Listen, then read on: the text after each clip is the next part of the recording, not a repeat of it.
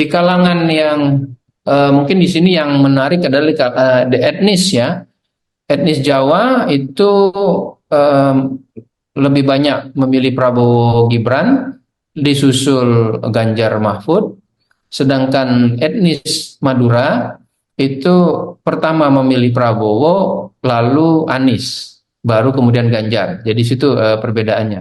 Nah, yang juga menarik adalah di kalangan pemilih Muslim yang merasa sebagai bagian dari ormas Islam NU itu jumlahnya sekitar 78%. Jadi orang yang merasa NU di Jawa Timur ini besar sekali, 78%. Artinya itu tidak hanya mencakup masyarakat santri, tapi juga berarti termasuk masyarakat abangan.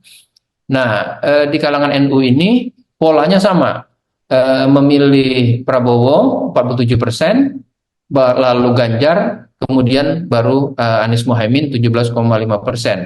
Dengan kalangan Muhammadiyah itu mayoritasnya lebih dari 50% memilih Prabowo, baru kemudian memilih Ganjar Pranowo dan Amin, kalangan Muhammadiyah. Selisih antara Amin dan Ganjar dalam hal pilihan warga Muhammadiyah ini cenderung lebih berimbang. Di kalangan ormas Islam yang lainnya itu Prabowo, lalu disusul bersaing ketat Ganjar dan Anies, sedangkan di kalangan yang bukan bagian ormas Islam itu mendukung Prabowo 46%, sedangkan Ganjar 25% dan Anies di angka 13%-an. Itu kalau lihat dari segi ormas Islam.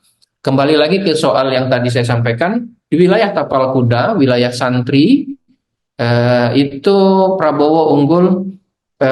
Ini menjadi wilayah yang Prabowo paling kuat. Di wilayah Tapal Kuda yang santri yang pilihan politiknya banyak ke Jokowi pada tahun 2019 lalu. Nah, Ganjar Mahfud kuda ini tidak begitu kuat, hanya memperoleh angka 18%, sedangkan Anies di angka 16%. Jadi Ganjar dan Anies itu cenderung bersaing ketat di wilayah Tapal Kuda. Sedangkan di wilayah Mataraman itu masih unggul Prabowo, disusul oleh Ganjar Mahfud. Di wilayah Mataraman ini Ganjar Mahfud cukup kuat, hanya terpaut sekitar 8%-an atau 7% dari Prabowo Subianto. Saya kira bisa dimaklumi karena Ganjar Pranowo adalah calon dari PDIP, sedangkan Anies yang kedua-duanya santri itu memang cenderung mendapat dukungan lebih sedikit di wilayah Mataraman. Di wilayah Arek ini terjadi perbedaannya tidak terlalu jauh antara Prabowo dengan angka 43,6%, sedangkan Ganjar Mahfud di angka 29%. Jadi kalau kita lihat di sini, Ganjar Mahfud cenderung memiliki kekuatan yang cenderung bisa meskipun masih kalah, cenderung tidak terlalu jauh bersaing dengan Prabowo Gibran. Sedangkan di wilayah Madura ini cenderung unggul Anies Baswedan di angka 42,3%, baru diikuti oleh Prabowo dan Ganjar. Jadi kalau kita lihat dari data ini, Prabowo cenderung unggul di 3 wilayah, yaitu Tapal Kuda, Mataraman, dan Arek, tapi kalah di wilayah Madura. Tapi karena wilayah Madura itu jumlahnya 10%, hanya 10%, maka secara keseluruhan Prabowo Gibran cenderung lebih unggul di Jawa Timur. Apakah dukungan terhadap calon presiden, wakil presiden ini sejalan dengan arah dukungan dari partai masing-masing? Secara umum jawabannya iya. Ya, misalnya pemilih Partai Gerindra itu 82,6% mendukung Prabowo Gibran. Pemilih PDIP itu 68% mendukung Ganjar Pranowo dan Mahfud, cukup solid. Mari kita lihat partai lainnya. Sementara PKB dukungannya kepada Anies itu sebetulnya cukup kuat, cuman dia berbelah antara Anies dengan Prabowo. Jadi pemilih PKB tampak belum solid mendukung Amin di Jawa Timur kalau kita lihat dari data ini.